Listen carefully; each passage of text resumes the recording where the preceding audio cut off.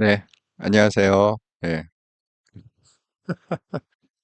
참, 이 필리핀에서 참 이 난리를 치고 있습니다. 예, 정말 필리핀에서 한국이 망해가는 거를 볼 수가 없어갖고, 예, 이 열악한 상황에서도 이러고 있습니다. 예.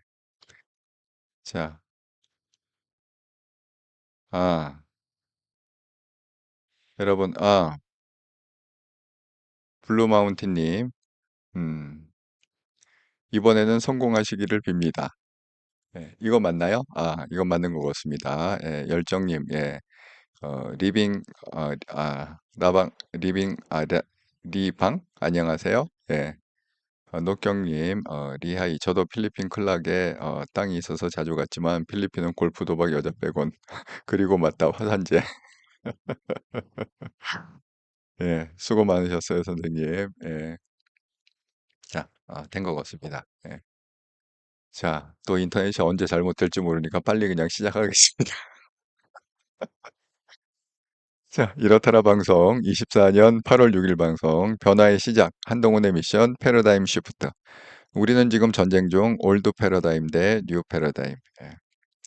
제가 오늘 참 그 안타까운 얘기를 들었습니다. 여러분도 아마 이 얘기 다 들었을 거예요. 그 안세영이라고 배드민턴의 랭킹으로 세계 1위고 그다음에 중국의 허빙자오 랭킹으로 세계 랭킹으로 따지면 세계 9위. 이렇게 붙었는데 안세영이 이겨갖고 금메달을 땄습니다. 이 금메달이 28년 만에 정말 야, 28년이면 거의 30년 아닙니까? 예. 그 28년 만에 금메달을 계속 못 따다가 드디어 배드민턴에서 금메달을 땄습니다.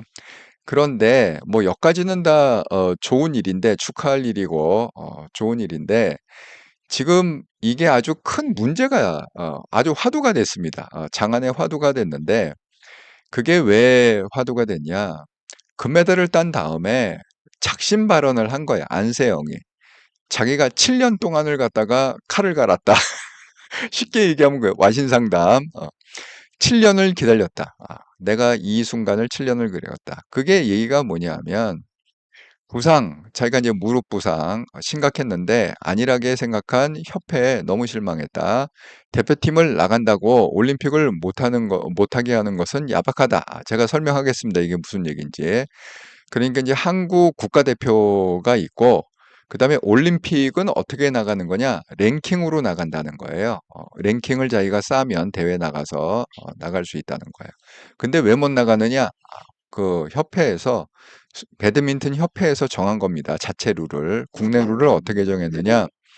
27살 이하는 못 나간다. 지금 안세영이 20살인가 22살인가 그렇다고 그럽니다. 그러니까 이제 개인 자격으로 못 나가는 거죠. 그게 국제 룰이 그래서 그런 게 아니라 뭐 때문에 국내 배드민턴 협회가 그런 규정을 만들었기 때문에 27세 이상이 돼야 그 대표 선수가 아니래도 개인 자격으로 나갈 수 있다. 이렇게 룰을 만들었답니다. 자, 그래서 이제 그게 이제 야박하다 이런 얘기고요. 자, 협회 모든 것을 막으면서 자유라는 이름으로 방임을 하고 있다. 금메달 하나밖에 안 나온 거 돌아봐야 되는 시점이다. 28년 만에 지금 첫 금메달을 받았다는 거 아닙니까? 예. 자, 이 얘기가 나오자마자 뭐 여기저기서 아주 난리가 났습니다. 여러분도 뭐 많은 기사를 보셨겠지만 온통 지금 그 오늘 그 기사가 그 안세영으로 도배를 쳤습니다. 정치 다 물리치고 결국은 아마 제일 많이 뜬 기사가 뭐냐? 안세영의 기사가 제일 많이 뜬 것 같습니다. 그래서 안세영이 이 얘기를 하고 공식 기자회견에 불참을 했습니다. 그 여기 보시면 여기 나와 있는 대로 역시 그 뭐야 채널 A가 이 정리를 갖다가 정말 쌈박하게 잘하는 것 같습니다. 예. 정말 채널A 칭찬하고 싶습니다. 다른 어느 종편을 봐도 이렇게까지 정말 산박하게 정리해 주는 데가 없어. 한눈에 딱 보이게끔. 자, 공식 기자회견에 불참했는데 그게 무슨 얘기냐? 오늘 현지 시간으로 코리아 하우스. 그러니까 이런 거예요. 그 코리아 하우스라는 장소를 갖다가 이렇게 만들어 갖고 금메달을 땄다, 뭐 은메달을 땄다. 이렇게 하면 일단 대회장이 있지 않습니까? 대회장에서 인터뷰를 한번 하고 그다음에 이제 정식 인터뷰 그 대장 오래 할 수가 없잖아요. 경기를 계속 해야 되니까. 그러니까 어디로 옮기느냐? 코리아 하우스라는 거, 뭐 재팬은 또 재팬 하우스 뭐 이런 게 있겠죠, 그죠? 그러니까 이제 올림픽 그 파리 올림픽 조직위원회에서 다 이렇게 그 마련을 해준 거야. 본인 자국의 선수들을 인터뷰하고 싶으면 이 장소에서 해라. 그렇게 이제 마련해 준 게 우리는 이제 코리아 하우스인데 그 코리아 하우스의 인터뷰에 불참을 하겠다. 그래갖고 이거 누구만 지금 참석을 했느냐 하면 또 메달을 딴 사람이 있죠. 김원호, 정나은 해갖고 뭐 배드민턴 그 남녀 혼식 혼식 복합이죠. 복식이죠. 예. 혼복식에서 은메달을 딴 이제 이 사람들만 인터뷰에 참석해서 인터뷰를 했고 안세영은 불참 오히려 금메달 딴 사람이 불참을 했습니다. 그리고 오늘 내가 귀국하겠다. 한국으로 들어가겠다. 이렇게 얘기했습니다.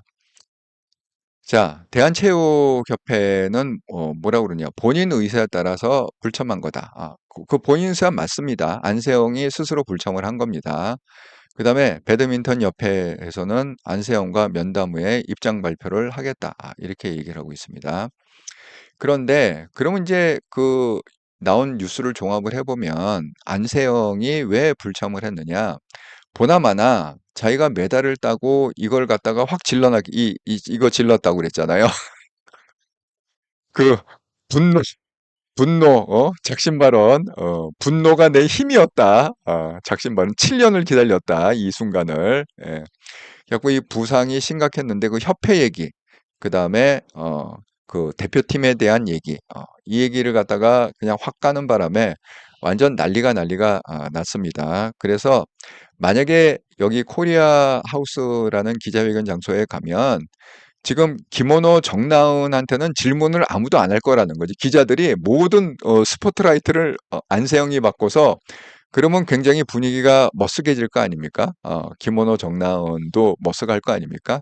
그래서 그냥 스스로가 그 코리아 하우스의 기자회견에는 불참하겠다. 이렇게 어떻게 보면 이제 배려하는 차원이죠. 그리고 이제 귀국해서 또 자기의 뜻을 밝히겠다. 이렇게 지금 얘기를 하고 있습니다. 하지만 그 이 종편이나 이렇게 보면 현지에서 파리에서 바로 인터뷰한 내용들이 있습니다. 그 영상들이 있습니다. 예, 그거 찾아보시면 뭐 쉽게 그 보실 수가 있습니다. 자, 제가 이제 오늘 제목을 갖다가 이렇게 잡았잖아요.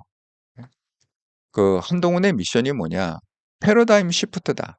그래서 지금 우리는 지금 전쟁 중에 있는데 이 올드 패러다임과 뉴 패러다임의 전쟁 중에 있다는 거예요.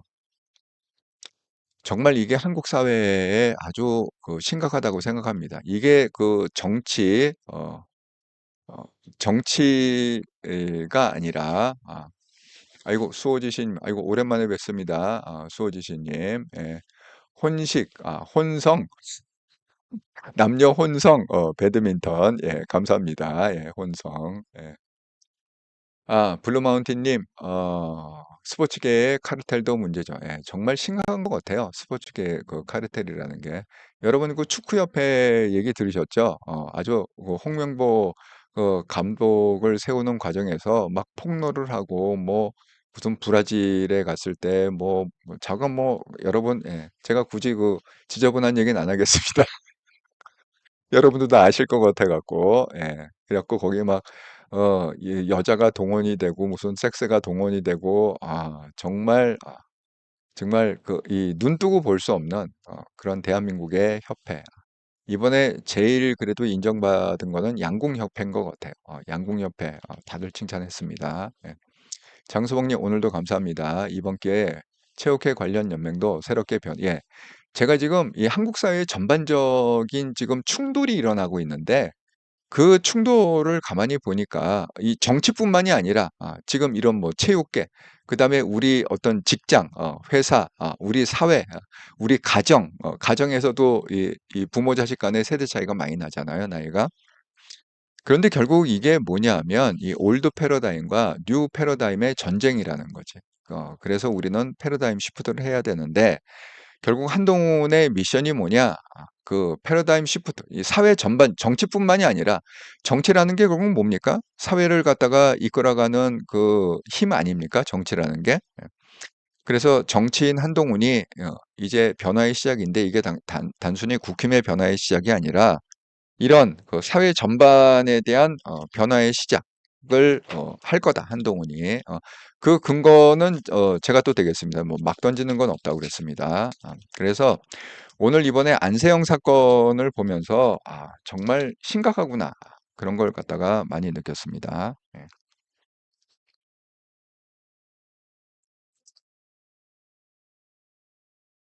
제가 차분하게 좀 풀어가도록 하겠습니다.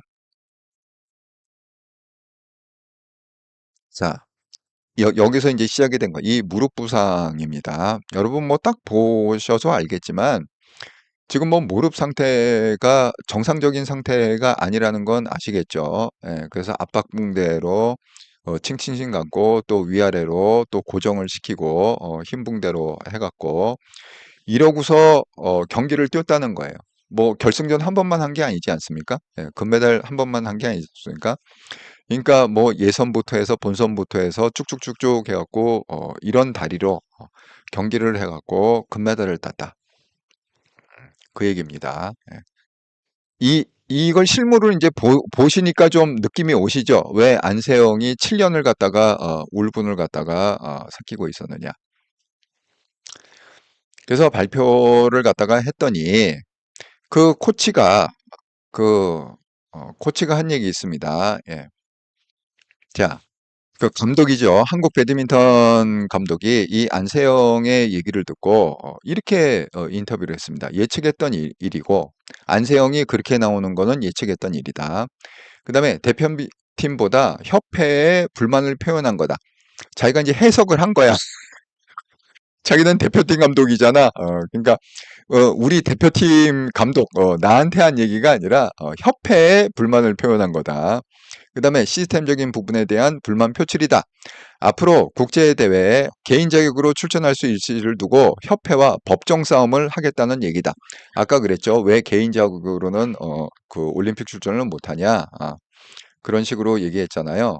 제가 말씀드린 대로 27살이라는 그런 규정을 갖다가 어디서 만들었다고요? 올림픽위원회에서 만든 게 아니고 대한민국 배드민턴 협회에서 규정을 만들었습니다.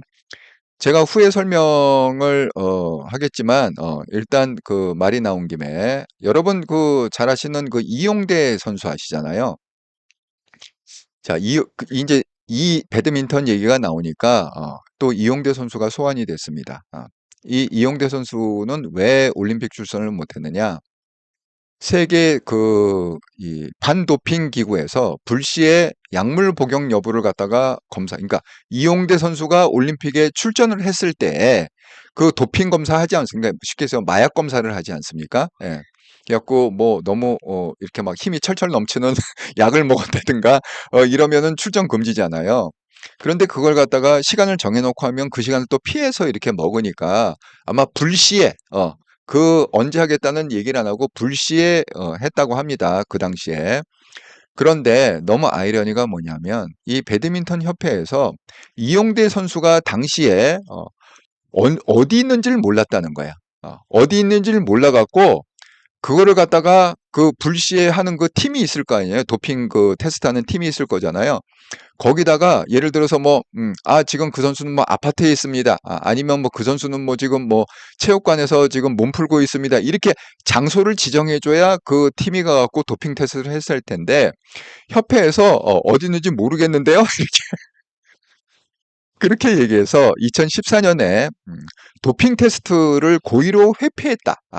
이렇게 해서 1년 자격정지의 징계를 내렸다는 거예요. 그래서 결국은 출전을 못했다. 자, 그 다음에 이제 이게 중요한 거야. 그래서 이영대 선수가 그때 상당히 랭킹이 높았잖아요. 그 여러분 뭐 잘 아실 겁니다. 이용대 뭐 키도 크고 잘생기고 해서 제가 그 TV 예능에도 나오고 그 뭐죠? 무한도전에도 나오고 그걸 압니다. 굉장히 그때 굉장히 그 유명해지고 그랬었습니다. 그런데 이게 랭킹이 굉장히 높았는데 그 랭킹을 갖고 올림픽에 출전을 할 수가 있습니다. 랭킹을 갖고. 그리고 그때는 이미 27살이 넘었어요. 이용대가. 그래갖고 그걸 갖다가 하려고 했더니 개인 자격으로 올림픽, 왜? 올림픽에서는 아무 그게 규정이 없습니다. 제한 사항이 없어요. 그냥 그 랭킹을 갖고 내가 이렇게 상위, 예를 들어서 뭐 세계 랭킹 뭐 탑 5니까 그 랭킹을 갖고 내가 올림픽 출전 개인 자격으로 국가 자격이 아니라 개인 자격으로 출전을 할 수 있대요. 올림픽에. 예. 올림픽 정신이 그거 아닙니까? 그랬는데 이 배드민턴 협회에서 그전까지는 27살 그 이상만 개인 자격으로 출전할 수 있다 이렇게 된 규정이 있었는데 이용대가 개인 자격으로 출전을 하겠다고 하니까 왜 27살이 넘었으니까 그걸 어떻게 고쳤느냐 협회에서 31살이 돼야 출전할 수 있다고 나이를 갖다가 높여버렸다는 거예요. 그러니까 이용대가 31살은 아니었대 그때가. 그래서 출전을 막았다는 거죠. 이용대의 개인 자격의 올림픽 출전을 갖다가 막았다는 겁니다. 여러분 뭐 제가 말을 안 해도 이게 무슨 의미인지 충분히 아실 겁니다. 그래서 저는 오늘 이 감독이 있잖아요. 배드민턴 감독이 얘기하면서 이거는 그 협회에 대한 불만이지 그 김학균 감독 차라리 이 인터뷰를 안 했으면 어땠을까 하더라도 이 말을 차라리 안 했으면 어땠을까 이런 아쉬움이 있습니다. 그래서 이 돌아가는 현상을 보고 제가 이 근본적인 이유는 뭐냐 결국은 그 올드 패러다임 그냥 우리가 그 세상에서 얘기하는 속된 말로 얘기하면 틀딱이라고 그러잖아요. 나이 많은 사람들을 좀 비하하는 발언으로 우리 틀딱, 꼰대 이런 얘기를 갖다가 쓰는데 여러분 뭐 그런 표현이 더 뭐 올드 패러다임보다는 그런 표현이 더 피부로 와닿을지 모르겠습니다. 그래서 제가 말씀을 드리는데 이런 어떤 틀딱적인 생각, 꼰대적인 생각을 갖고 지금의 어떤 뉴 패러다임, 신세대, 우리가 쉽게 얘기하면 신세대, 그 다음에 MZ세대라고 얘기하잖아요. 예. 그 신세대나 MZ세대하고 이 대화를 할 수도 없고 관리를 할 수도 없고 그렇습니다. 예. 이거는 뭐 부모 자식 간에도 마찬가지고 그렇습니다. 그러니까 생각을 해보세요. 이게 예전 같았으면 이게 가당치나 한 얘기입니까? 올림픽의 금메달을 갖다가 딴 그 시상식에서 시상식 끝나고 인터뷰를 갖다가 기자들이 하는데 거기서 눈물 팡팡 흘리면서 내가 7년을 이 얘기를 하려고 7년을 기다렸다. 정말 내가 부상이 당했는데 협회에서도 정말 신경을 안 써주고 그다음에 뭐 무슨 뭐 그 코치 대표팀에서도 신경을 안 써주고 심지어는 자기가 이거 못 나가겠다고 얘기를 했다는 거예요. 이 대회를 나갈 수가 없다. 지금 내가 다리가 너무 심각해 갖고 그럼에도 불구하고 그런 거를 갖다가 그냥 다 무시를 해버리고 그냥 막 등 떠밀려서 나온 그런 케이스? 뭐 그런 하소연을 했다는 게 그게 말이나 되는 얘기입니까? 예.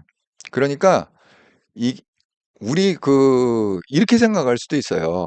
이 틀딱 정신을 가지신 분, 꼰대 정신을 가지신 분은 저 발칙한 것, 젊은 것이 지금 뭐 이 안세영 선수가 20살인가 22살인가 아주 젊대요. 그렇게 이제 한참 막 성장할 수 있는 그런 나이대인데 그러면 쉽게 얘기하면 대학생 아닙니까? 20살, 22살 그러면 뭐 대학교 뭐 한 1, 2, 3학년 그 어간에 들어가는 나이 아닙니까? 정말 큰일을 저지른 거죠. 이 틀딱들이 볼 때는 발칙한 거고 무례한 거고 정말 이 뒤통수를 갖다 아주 세게 때린 그런 상태 아닙니까? 그런데 이 상황을 갖다가 그렇게 받아들이는 한 저도 나이가 60대라고 그랬습니다. 근데 이 올드 패러다임과 뉴 패러다임은 사실 이게 나이 문제는 아니에요. 제가 얘기 나온 김에 이게 왜 나이 문제가 아니냐 하면 또 최근에 이게 문제가 된 게 이 사건이 있습니다. 여러분 아마 이거 한 번은 좀 들어보셨을 거예요. 예. 예, 녹경님 우프네요. SHK님. 그래서 이용대가 못 나왔군요. 예, 그러니까 이제 협회에서 그 어떻게 보면 고의적으로 나이를 갖다가 막 27짜리를 갖다가 이용대가 나온다 그러니까 못 나오게 31로 이건 말도 안 되는 얘기죠, 사실은. 예. 그런데 그게 이제 쉬쉬하고 감춰져 있다가 쉬쉬하고 감춰져 있다가 이번에 안세영이 딱 얘기하는 바람에 대한민국 모든 사람이 알게 되죠. 심지어는 대통령도 알게 됐습니다. 왜? 아니 그걸 봤잖아. 다들 그 금메달 그 경기를 봤잖아. 그러고 그 인터뷰를 봤잖아. 그래갖고 지금 대통령도 알게 돼갖고 아주 난리가 지금 난 케이스입니다. 지금 이게. 아마 그 배드민턴 협회나 그 이 대표팀, 배드민턴 대표팀이 그냥 넘어가지 못할 상황입니다. 지금. 사단이 날 것 같다.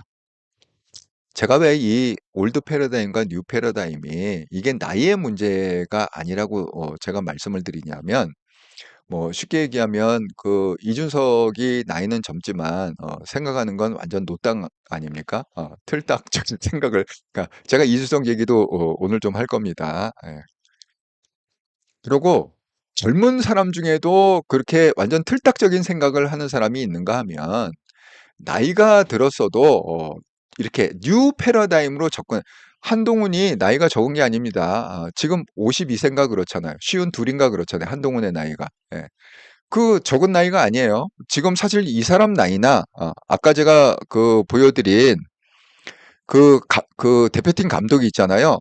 이분 그 김학균 이분이 뭐 나이가 얼마나 됐는지는 제가 모르겠지만 제가 그냥 얼추 비교를 해볼 때 대표팀 감독을 갖다 뭐 할아버지를 세우지는 않을 거잖아요.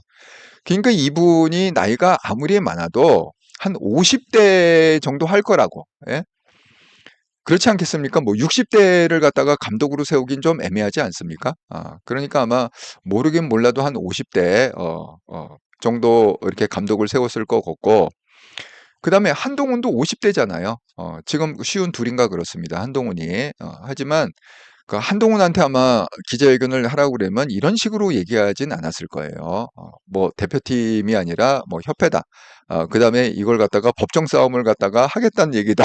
왜 규정을 고치려면 뭐 법정에서 다퉈야 된다 이런 뜻 아닙니까? 27이라는 규정을 고치려면 아니 그냥 협회에서 고치면 되지. 무슨 법정까지 간 거야. 그러니까 이렇게 올드 패러다임, 그러니까 나이가 젊지만 이렇게 늙은 생각을 하는 사람이 있고 나이가 있지만 젊은 생각을 하는 사람이 있고 그렇다는 거예요. 제가 그 이준석 얘기가 나온 김에 그 잠깐 좀 이준석 얘기를 갖다 하자면 오늘 이준석이 뭐라고 그랬느냐? 한동훈이 이재명을 부러워하고 있다. 이렇게. 왜냐하면 이제 한동훈이 그 제가 뭐 지난주 내나 말씀을 드리지 않았습니까? 이렇게 5대 4를 만들어야 되는데 그 정책위장이 정점식이 계속 안 버티니까 그거 해결하려고 한 일주일 시간 걸린 거잖아요. 그래서 결국은 이제 김상훈 정책위 의장을 갖다가 세팅하면서 그래갖고 결국은 이제 그 5대 4가 된 거죠. 그러니까 그 여기서 서범수 사무총장은 투표권이 없어요. 예. 그래서 결국 투표권을 가진 사람은 뭡니까? 한동훈하고 비서실장도 물론 투표권이 없고 예. 사무총장은 투표권이 없습니다. 그 내부 살림하는 사람. 그러니까 지금 그 투표권 갖고 있는 사람은 정책위 의장하고 한동훈 당대표하고 그다음에 지명직 최고위원 김정혁 전략기획부총장 아니 전략기획부총장은 또 없지. 그다음에 그 저기 있잖아.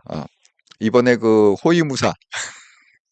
호위무사하고 그다음에 그 진정호 사격왕 진정호 청년 이렇게 5명이란 말이지. 근데 그걸 갖고 이번에 정책위원장의 그거 하는 모습을 보고 오늘 그 뭐라고 그랬느냐 이준석이 한동훈이 이재명을 부러워하는 것 같다. 왜 이재명이 지금 왕처럼 이렇게 다 자기 편을 만들어 갖고 그렇게 한방향 정렬을 시키잖아요. 그러니까 우리 편 모아서 안 쫓겨나겠다는 얘기다. 이거는 완전히 새로운 방탄 프레임이다. 그러니까 이재명만 방탄하고 있는 게 아니라 한동훈도 안 쫓겨나려고 그렇게 정명식을 갖다가 집요하게 해갖고 바꾼 거다. 이렇게 얘기하는 게 이준석입니다. 그러니까 제가 그 이준석을 갖다가 뭐 비하해서가 아니라 이준석이 여태까지 말하고 행동하는 거 보면 나이는 젊은데 이게 생각하는 거 보면 완전 꼰대적인 생각을 하고 있다. 아니 한동훈이 할 일이 없어갖고 무슨 이재명 벤치마킹 하느라고 한동훈이 뭐 안 쫓겨나려고 무슨 방탄을 하기 위해서 그걸 한 겁니까? 예, 그게 아니죠. 왜냐하면 그 이철규계 그게 4대 5가 되면 아무것도 못합니다. 개혁을 하려고 당대표를 시켜놨는데 63%, 63%가 그렇게 간절히 열망하는 개혁을 할 수가 없죠. 예. 아니 그 5대 4가 돼야 그래도 그 정책들을 갖다가 통과시키고 이럴 텐데 4대 5가 되면 이철규가 원하는 대로 계속 수구 세력으로다가 이렇게 남아 있는 거 아니에요? 아무것도 못하는 거 아닙니까? 그러니까 당연히 5대 4로 만들어 갖고 했어야 되는데 그걸 갖다가 이 이준석 시각에는 이거는 이재명처럼 방탄한 거다. 이렇게 지금 얘기하고 있습니다. 그러니까 이게 그 올드 패러다임과 뉴 패러다임은 나이하고는 상관이 없다. 젊다고 해서 노딱인 생각을 갖다 안 하는 것도 아니고 그렇다고 해서 나이가 많다고 해서 뭐 항상 그렇게 올드 프레임은 올드 패러다임을 갖고 있는 건 아니다. 그렇게 말씀을 드립니다. 아, 예. 장동혁, 예, 녹경이 감사드립니다. 장동혁이 갑자기 생각이 안 났어. 그러니까 장동혁, 김정호, 그러면 이제 5대 4가 되는 거죠. 예. 오두막님, 아이고, 반갑습니다. 선생님, 안녕하세요. SHK님, 썩어봐진 카르텔을 무너뜨려야, 예, 맞습니다. 이영숙님, 헐, 부러워할 사람이 따로 있지. 글쎄 말이야. 부러울 사람이 없어서 어떻게 이재명을 부러워해요? 예, 말이 안 되는 거지. SHK님, 준석이는 한동훈을 몰라도 너무 모르네요. 준석이는 젊은 꼰대. 예. 제가 드리는 말씀이 그 얘기입니다. 나이는 젊지만 이게 생각은 너무 꼰대적인 생각을 하고 있다. 예. 예, 점권 장준석 수호지심이 이준석은 그냥 개무시가 정답. 왜 관종 치료 치료를 받아야 될 것 같아. 예. 그래서 지금 이게 그 뉴 프레임과 올드 프레임의 전쟁을 하고 있다. 사회 전반에 걸쳐서 지금 그런 현상이 나타난 겁니다. 그걸 갖다가 다시 한번 또 이번에 그 안세영의 사건으로 인해서 폭로로 인해서 우리가 다시 한번 또 확인하게 됐다. 체육계 정말 문제가 많죠.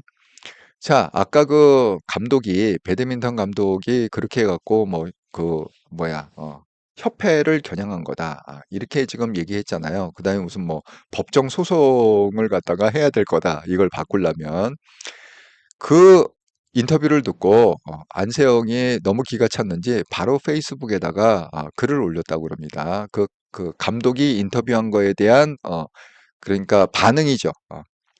자, 뭐라고 그랬느냐. 그 그때 선수 관리에 대한 부분을 말씀드리고 싶었는데 본의 아니게 떠넘기는 협회나 감독님의 기사들에 또 한 번 상처를 받게 되나요? 감독을 갖다 직격을 했습니다. 말도 안 되는 얘기다. 왜 남한테 떠넘기느냐. 제가 잘나서도 아니고 선수들이 보호되고 관리돼야 하는 부분, 그리고 권력보단 소통에 대해서 언젠가는 이야기 드리고 싶었는데 또 자극적인 기사들로 재생되는 부분이 안타깝네요. 누군가와 전쟁하듯 이야기 드리는 부분이 아니라 선수들의 보호에 대한 이야기임을 이해해 주시기 바랍니다. 선수들은 사실 부상을 많이 당하죠. 그죠? 예, 부상을 당하지만 제가 이 선수에 대해서 또 이제 그 아주 이 기억나는 그게 있는데 손흥민 선수 있지 않습니까? 손흥민이 대표팀 해갖고 이번에 대표팀 완전 죽을 썼습니다. 그 뭐 이상한 외국 감독이 있잖아요. 막 졌는데도 막 웃어. 졌는데도 웃어. 저 어이가 없습니다. 그러면서 책임은 또 다 떠넘기고 이렇게 선수들한테 떠넘기고 뭐 그 걔네들이 불화가 있어 갖고 진 거다. 불화가 있어서 팀워크가 안 맞아 갖고 결국은 진 거다. 자기 잘못은 그러니까 감독 잘못은 하나도 없다는 거야.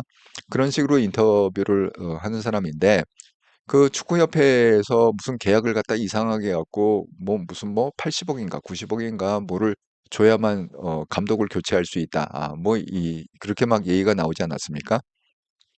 그때 그 대표팀이 이제 해산 뭐 졌으니까 그냥 돌아와서 해산했을 거 아닙니까? 손흥민 선수가 다시 자기 소속팀으로 돌아갔잖아요.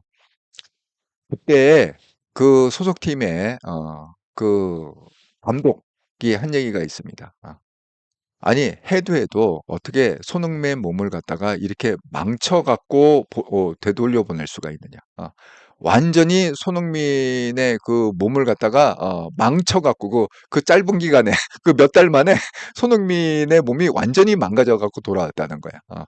그렇게 열받아 갖고 인터뷰한 게 기억이 납니다. 그러니까 선수들에 있어서는 이게 정말 보험을 들어야 돼. 제가 그 얘기 들었어요. 차범근이 한참 그 선수 시절에 차범근이 자기 다리를 갖다가 보험을 들었다고 해. 축구 선수가 다리가 중요하잖아요. 그래서 독일에서 자기 다리 보험을 들었다고 그런 얘기를 갖다가 들었습니다. 그런데 그렇게 중요한 건데 이 전문 직업적인 선수의 입장에서 이 부상이라는 그 이슈가 너무너무도 중요한 이슈인데 이걸 갖다가 너무 소홀히 다뤘다. 소홀히 다뤘다는 의미가 뭐냐? 이겁니다. 그, 심지어는 또 안세영이 왜 열을 받았느냐 하면, 또 이것 때문에 또 열받은 거예요. 예. 국대 은퇴 선언이 아니냐. 이렇게 또 평가를 한 거야. 그러니까 그 대표팀 감독이나 그다음에 협회에서는 안세영이 이제 너무 힘들어 갖고 뭐 부상도 있고 그래 갖고 이제 배드민턴 안 하고 그냥 금메달 땄으니까 은퇴 선언 차원에서 얘기한 거다. 또 이렇게 또 해석을 했던 모양이에요. 그랬더니 안세영이 바로 또 거기에 대해서 반응을 보였습니다. 대표팀이랑 계속 가기 힘들지 않을까 하는 생각이라고 얘기한 거지. 그러니까 대표팀하고 계속 가기 힘들다는 의미지. 그게 곧 내가 배드민턴을 갖다가 접겠다. 배드민턴 세계에서 은퇴를 하겠다. 라는 얘기는 아니다는 거지. 나한테는 꿈이 있다. 그렇게 얘기하는 겁니다. 그래서 은퇴라는 표현을 복해하지 말아달라. 이렇게 은퇴라는 표현으로 내가 쉽게 얘기하면 거기 어떤 부상을 갖다가 그렇게 소홀히 다루고 정말 내팽개 주전 그런 대표팀 감독과 그 다음에 협회를 갖다가 문제가 있다 이렇게 얘기하는 거지. 내가 배드민턴을 접겠다 이런 얘기는 아니라 그렇게 지금 말하고 있습니다. 그래서 이게 이렇다고 그래요. 지난 1월 달에 이제 올림픽은 정해 있는 거 아닙니까? 파리 올림픽 언제부터 언제 한다는 거 정해 있으니까 지난 1월 달에 요구 사항인 담긴 의견서를 전달을 했다고 그래요. 이번 올림픽 출전은 안 하겠다. 힘들겠다. 이렇게 의사전들을 그 배드민턴 협회에다가 했다고 합니다. 그래서 그런데 배드민턴 협회 측에서는 그렇게 의사 전달을 받긴 받았지만 계속 면담하고 조정하고 그런 과정을 거쳐 갖고 올림픽의 선수로 나오게 된 거다. 이렇게 또 해명을 지금 하고 있다고 합니다. 그런데 이게 이제 문제가 된 게 뭐냐 하냐. 지난해 10월에 황저우 아시안 게임 직후에 무릎 통증으로 검진을 받았다고 합니다. 자, 검진을 받았더니 무릎 근처의 힘줄 부분이 파열했다는 진단이 나왔대요. 그런데 배드민턴 협회에서 어떻게 했느냐. 한 2주에서 5주 정도 재활 진단을 하면 회복이 된다. 이렇게 했다는. 근데 그게 오진이라는 거야. 진단이 잘못된다는 거야. 그거를 진단한 그 병원이 있을 거 아닙니까? 그 병원이 이 지금 안세영 선수의 그 무릎 상태를 갖다가 이렇게 가볍게 그냥 재활 치료하면 돼요. 그 자체가 오진이었다는 거지. 그래서 안세영이 이거 도저히 이거는 자기가 자기 몸을 알 거 아닙니까? 이거 도저히 이상하다. 그래서 다른 병원에 가갖고 다시 검진을 받았더니 그 병원에선 뭐라고 얘기했느냐? 올림픽 전엔 이 무릎이 나을 수가 없으니까 이거는 굉장히 심각한 상황이다 지금. 그렇게 나왔다는 거예요 결과가. 그러니까 또 배드민턴 협회가 도대체 병원을 어떻게 쓰는 거냐, 수술 관리를 어떻게 하는 거냐, 또 욕을 먹고 있습니다. 도대체 그런 오진을 하는 병원을 갖다가 그걸 고정 병원이라고 그렇게 하는 게 또 맞느냐, 이렇게 또 비난을 받고 있습니다.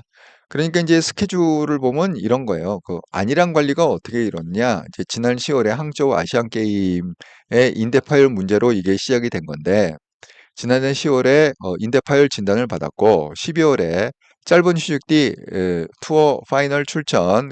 그런데 무릎 통증 때문에 상황에서 탈락을 했습니다. 그래서 그때 말씀드렸죠. 그 협회가 지정한 병원, 협회가 항상 이렇게 계약을 하고 있는 그 병원에서는 2주에서 5주 정도 재활치료 받으면 다 완전히 회복이 됩니다. 이랬는데 그게 오진이었다는 게 하도 이상해갖고 다른 병원에서 재검진을 했더니만은 올림픽 출전까지는 그러니까 올림픽 그러니까 12월에 했으니까 올림픽이 지금 8월 아닙니까? 그러니까 이게 9개월이 지나도 이게 회복이 안 된다. 이렇게 2주에서 5주가 그게 말이나 되느냐? 이거는 9개월이 지나도 올림픽 나가기 힘들다. 선수로서 뛸 수가 없다. 이렇게 거기다가 재검진 결과가 나왔다는 거예요. 그래서 수술을 받아야 된다. 그러니까 수술 대신에 그냥 훈련에 집중하겠다. 그렇게 해갖고 했고 또 올해 일요일 달에는 어떤 일이 있었느냐. 인도 오픈 8강전에서 결국 허벅지 부상으로 인해서 스스로 그냥 기권을 해. 도저히 내가 경기를 뛸 수가 없다. 그렇게 해갖고 기권을 했다는 거예요. 자, 그래서 지금 안세영의 핵심 얘기가 뭐냐. 부상을 이렇게 계속 겪는 상황에서 그 대표팀에 너무 크게 실망했다. 왜? 선수 관리를 안 해주니까. 핵심은 그겁니다. 예. 그런데 이게 이제 여기서 또 트레이너 얘기가 나와요. 지금 선수가 많이 있을 거 아닙니까? 선수가 많이 있는데 안세영 상태가 이렇게 굉장히 심각하니까 그 유일하게 여러 뭐 유도 선수도 있고 뭐 많은 선수가 있을 거잖아요. 그런데 유일하게 그 안세영한테만 그 트레이너 선생님을 갖다가 붙여줬대요. 예. 너무 힘들어하니까. 그래서 부상을 안일하게 생각한 대표팀에 실망했고 오히려 그 트레이너 선생님이 도와줘서 여기까지 올 굉장히 자기 멘토로서 역할을 갖다가 정말 의지를 많이 했고 그랬다고 합니다. 안세영이. 근데 그 선생님이 한국분이 아니라 그 인도네시아 출신의 그 코치. 예. 가 전담으로 안세영 전담으로 해서 뭐 예를 들어서 그런 거 있잖아요. 뭐 마사지도 해주고 또 멘탈 훈련 격려도 해주고 막 이러면서 또 푸시도 하고 아프지만 그래도 열심히 해야 된다 이렇게 푸시도 하고 또 품어도 주고 이런 위로의 말도 주고 이러면서 굉장히 굉장히 많이 의지하면서 그렇게 훈련을 해왔다고 합니다. 그런데 전지훈련 부상 때 국내에서 또 한의사도 파견하고 그랬는데 공교롭게 그분이 이번 올림픽을 오지 못했습니다. 안세영하고 같이. 그게 왜 그러냐면 올림픽 오기 전에 계약 기간이 끝났대요. 그 인도네시아 그분 그래서 트레이너 계약 기간이 끝나갖고 안세영이 또 굉장히 고생을 많이 했다. 심리적으로 고생을 많이 하고 그렇게 이 의지했던 사람들이 그러니까 이제 그 얘기 나오니까 결국은 어떤 협회, 그 협회가 꼭 뭐 그 지금 배구 김연경이 소환된 것도 배구 협회, 또 이용대가 소환된 거는 그 배드민턴 그래도 그 유명했던 선수 아닙니까? 예. 제가 아까 설명드린 대로 그렇게 결국은 1년 자격정지 먹은 건 뭐냐? 배드민턴 협회 때문에. 예. 배드민턴 협회가 김용대의 위치를 갖다가 알려주지 않았기 때문에 오히려 오해를 받아갖고 고의로 회피한 거 아니냐. 그래서 자격정지를 받았고 개인 자격으로 출전하려고 그랬더니 나이를 갖다가 갑자기 27세에서 31세로 확 올려버렸다. 그래서 결국 개인적인 출전을 막았다. 그런데 이걸 갖다가 왜 한국에서는 여러분 한국에서는 개인 자격으로 출전한 사람이 없잖아요. 다 국가 대표로 출전을 하잖아요. 그런데 거기 패널 중에 한 분이 이렇게 설명을 하시더라고요. 그게 왜 그 올림픽 규정에는 개인적으로 출전해도 아무 상관이 없대요.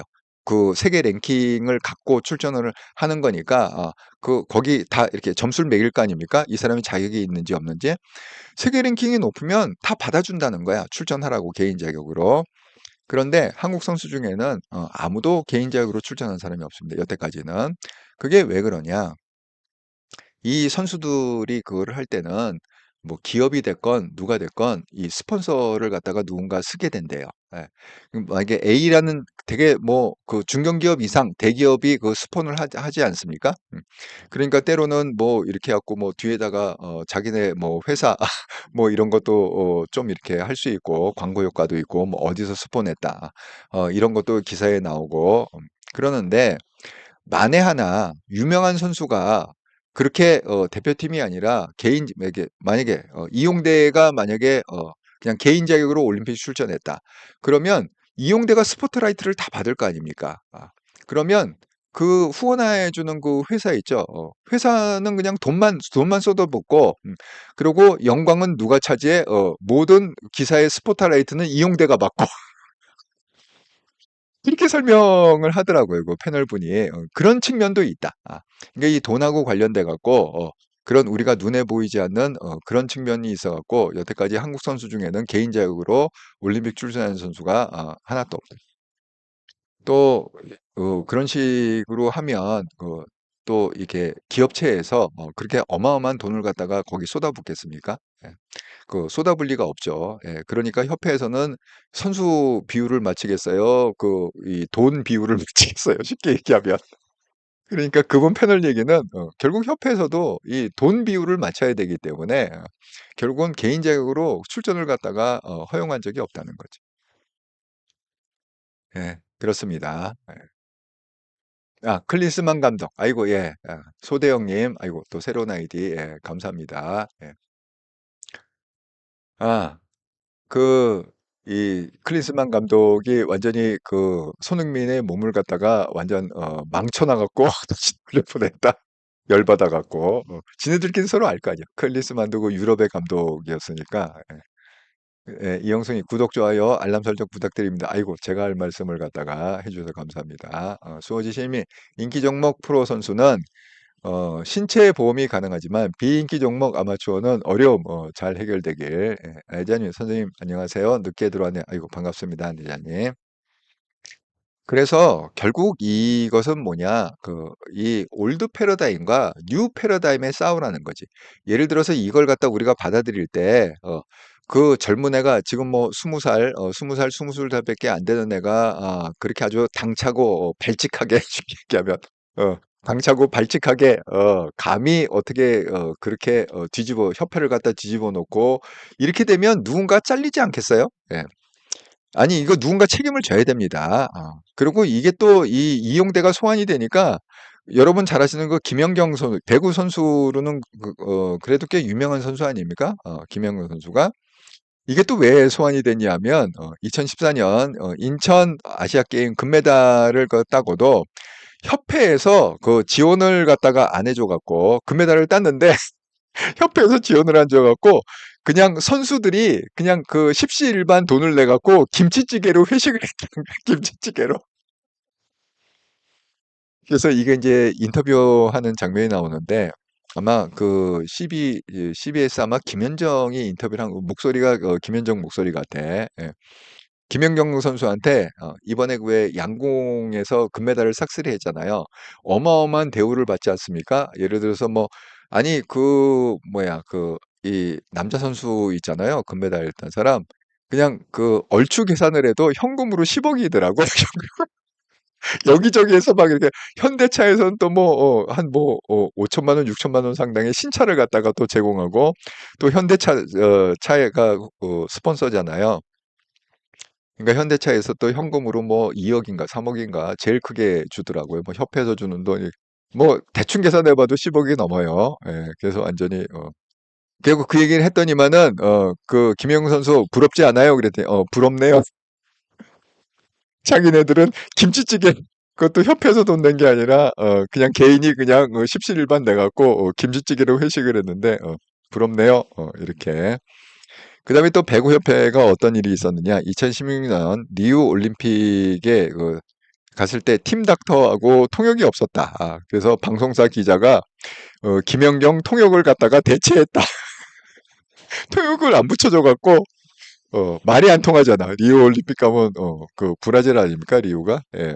그러니까 말이 안 통하니까 그런 해프닝이 있었다. 정말 양궁협회 뭐 부럽습니다. 이런 얘기가 나왔습니다. 예.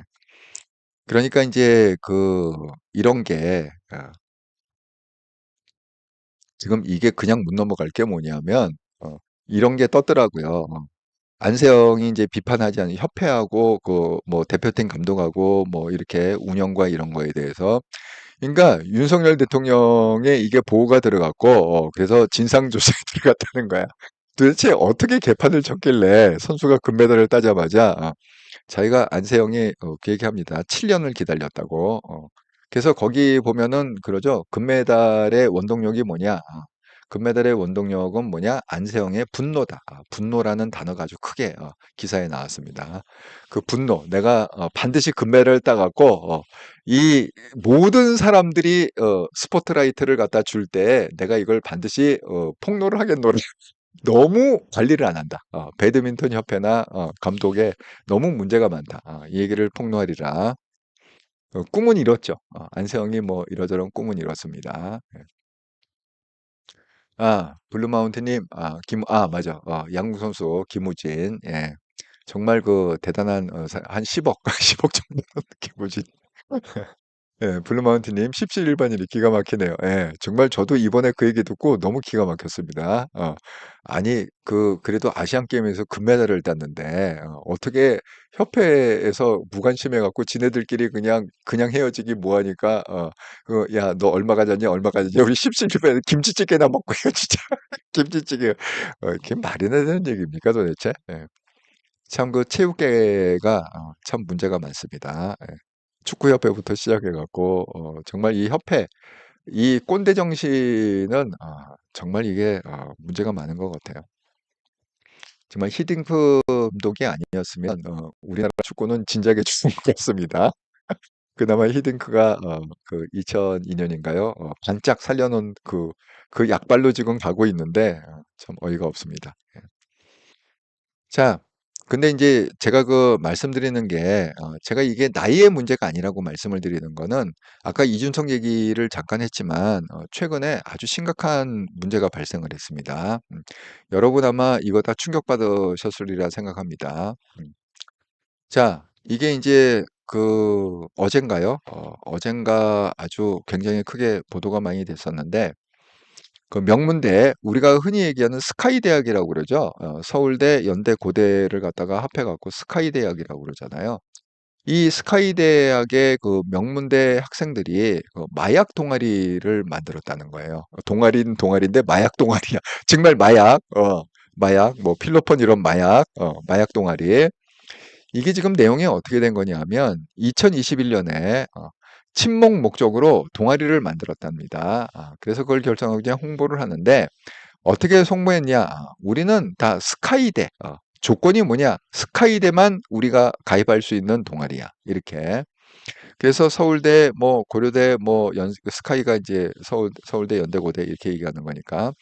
그래서 이제 그렇게 명문대 등이 다수 가입을 했답니다.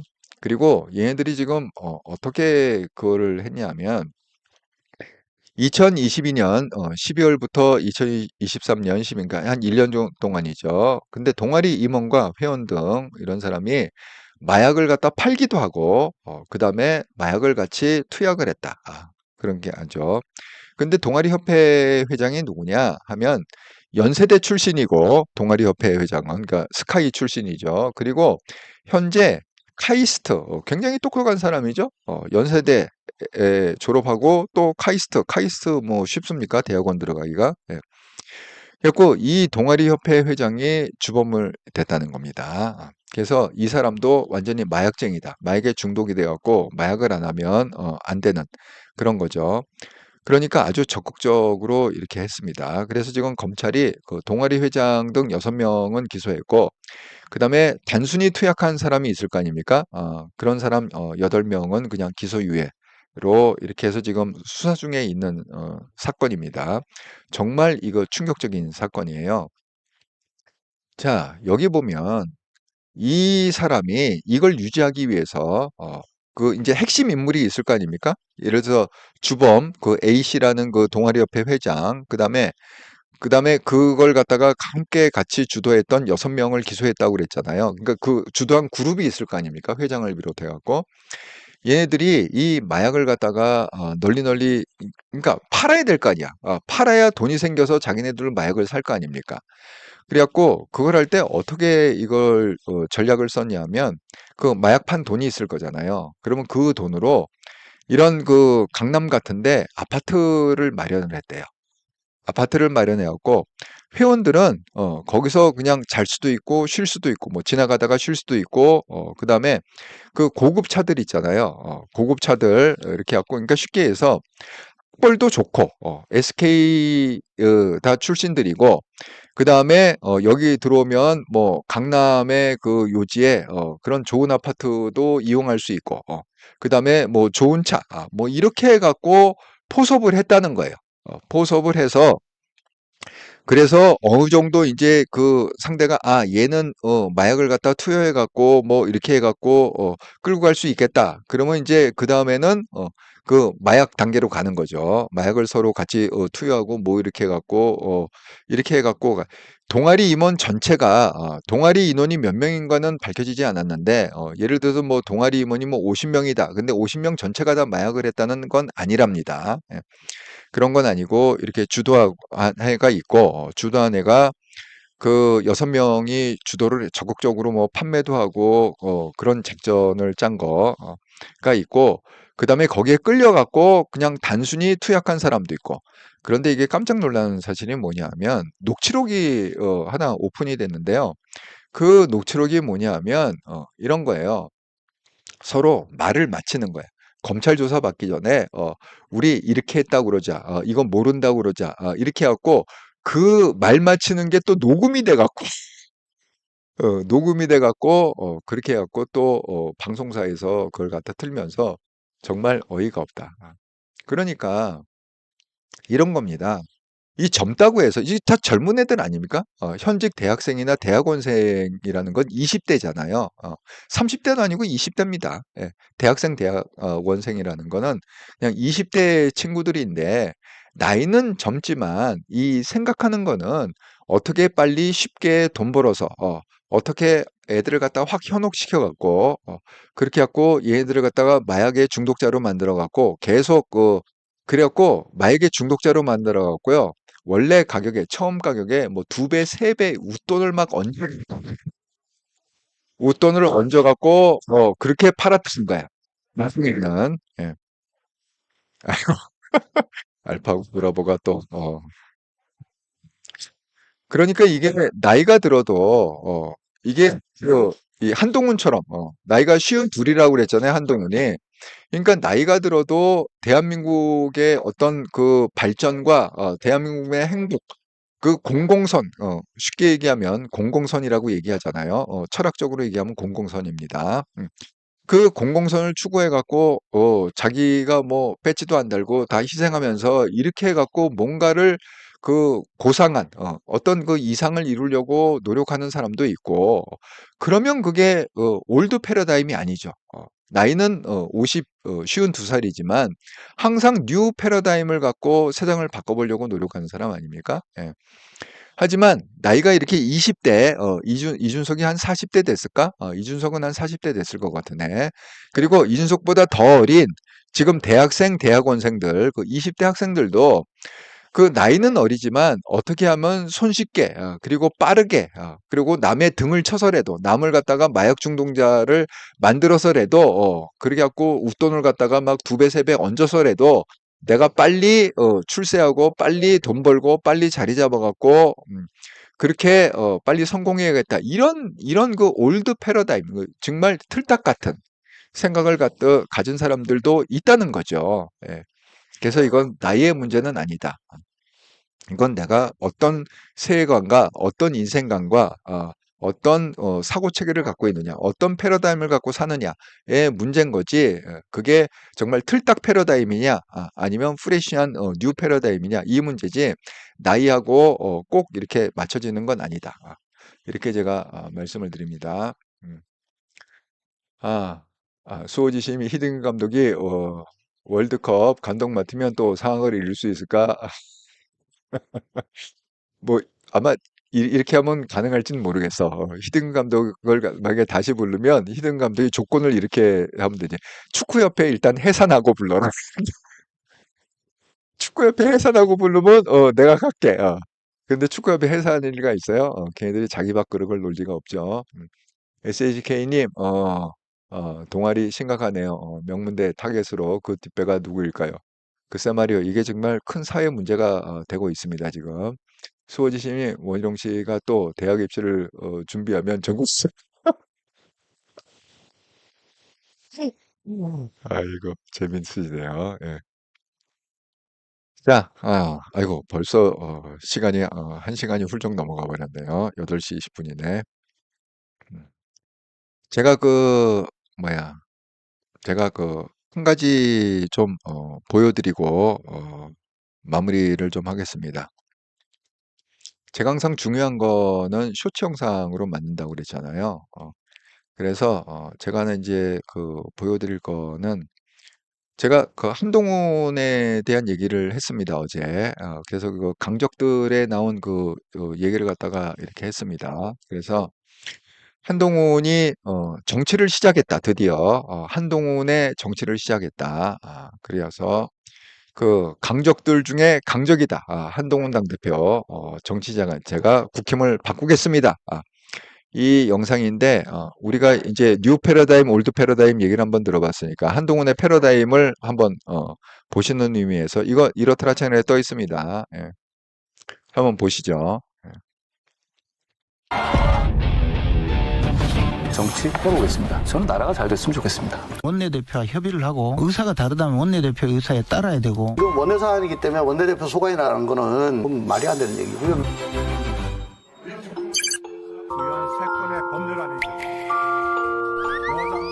이것은 원내 전략에 해당하는 것이고 이게 당 대표가 이르라 저래라 할 얘기는 아니다. 공격하 부분도 많이 있잖아요. 저는 그런 거 별로 그렇게 개의치 않은 그런 분이 클 수도 있죠. 요즘 뭐 한 달이라는 말이 유행하던데 미드훈이 뭐 이런 클럽이 있지 않습니까? 한 달이라는 표현을 쓰면은 해당 행위자다. 의견이 있을 수 있죠. 다만 선출된 당대표가 중요한 당의 사안에 대해서 의미 있고 영향력 있는 의견을 제시할 수 있는 거죠. 별로 익숙하지 못합니다, 검사들이. 사바사고 케바케예요. 직업을 가지고 이 사람을 그냥 재단한다? 교수는 다 똑같은가요? 앞으로 제가 정치하는 걸 많이 보시게 될 거예요. 포용성을 충분히 보여드리고 평가받을 수 있다고 한번 가보죠. 제가 친구도 바꿀 겁니다. 정치 해보겠습니다. 저는 나라가 잘 됐으면 좋겠습니다. 자, 한동훈에 대한 이제 기대가 됩니다. 예.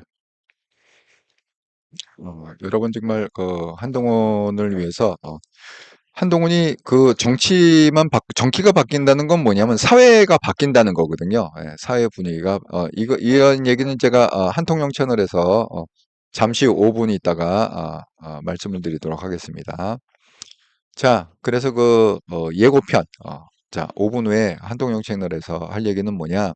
정치가 발목 잡는 세상이다. 지금은 한동훈의 정치가 대한민국을 바꿀 것이다. 금투세 폐지해야 한다. 안 하면 퍼펙트 스톰 간다. 퍼펙트 스톰이라는 건 뭐죠? 뭐 여러 가지 어떤 자연상이 이렇게 합해갖고 완전 초토화가 되는 그런 건데 우리가 이제 경제에서 많이 쓰는 거는 이제 퍼펙트 스톰 그러면 예를 들어서 뭐 주식시장 완전 폭락 경험하셨죠? 어제 주식시장이 뭐 10% 코스닥은 뭐 11%인가 11% 이상 떨어졌습니다. 아주 하루 만에 그렇게 떨어졌다는 거는 대한민국 역사상 처음인 일입니다. 10% 이상 떨어진다는 게. 자, 그러면 이제 주식시장이 붕괴가 되면서 환율이 붕괴가 되고, 그러니까 여러 가지가 이렇게 합쳐져 갖고 주식에 타격을 받으면 그게 영향을 갖다가 외국인이 빠져나가니까 그럼 바로 직격탄으로 환율이 뛰게 돼 있거든요. 자, 그럼 그 환율 때문에 또 수입 수출에 문제가 생겨갖고 물가가 폭등하게 되고 차관 이런 걸 갖다가 퍼펙트 스톰이라고 하는 거예요. 한 요소가 아니라 한 요소가 여러 가지 요소를 막 유발해갖고 결국은 대한민국 전체가 그냥 순식간에 와르르 무너지는 그러니까 이게 심각한 거다. 제가 지금 설명을 하겠습니다. 이 한통령 방송에서. 예. 그래서 예고편을 일단 좀 보여드립니다. 제가 말씀드린 대로 일요일 날 저녁 8시에 인간연구 20년 노하우 이 얘기를 했죠. 그래서 DISC, MBTI, 애니그램을 종합해본 차이대 리더 한동훈의 기준 분석을 해드렸습니다. 1시간 반짜리 영상인데요. 여러분 이게 멤버십 방송이니까 미드 등급, 사랑 등급, 소망 등급 분들은 보실 수가 있습니다. 안 보신 분은 꼭 보시기 바랍니다. 인생에 많이 도움이 되시리라 생각합니다. 자, 한통용으로 힘을 모읍시다. 그래서 그 유튜브에서 여기 보신 대로 골뱅이하고 한글로 한통령 이렇게 검색을 하시면 바로 접속이 됩니다. 제가 오죽답답했으면 정말 이렇게 인터넷 사정도 열악한데 매일 오후 7시에 이렇더라 방송, 매일 오후 8시에 한통용 방송 이렇게 하루에 2번씩 방송을 하겠습니까? 정말 우리가 나서서 대한민국을 바꿔야 된다, 변화해야 된다. 이렇게 말씀을 드립니다. 제가 김재영님하고 스텔라님은 이미 연락을 드렸고요. 윤석열 대통령님하고는 갈라치기 하면 안 된다. 자, 지난 한 주간 동안 후원해주신 분 7월 31일에서 8월 5일까지 정말 감사드립니다. 구독 후원, 기업은행 계좌로 후원해주신 분 김재영님, 이영숙님, 김경님 감사드립니다.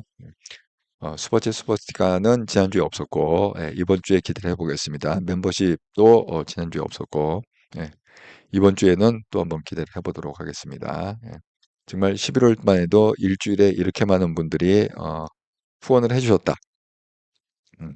조만간에 회복되기를 기도합니다. 자, 그럼 잠시 후에 그 한통령에서 뵙겠습니다. 자, 제목은 제가 보여드렸죠. 내용은.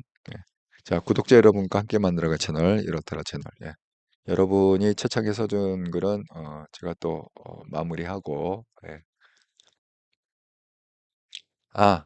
여러분이 써준 내용은 제가 다 나눈 것 같습니다. 자, 그 1시간 넘는 방송, 긴 방송을 갖다가 함께 이렇게 만들어 주셔서 정말 감사드립니다. 자, 그러면 저는 5분 후에 한통령 방송에서 다시 반갑게 뵙도록 하겠습니다. 감사합니다.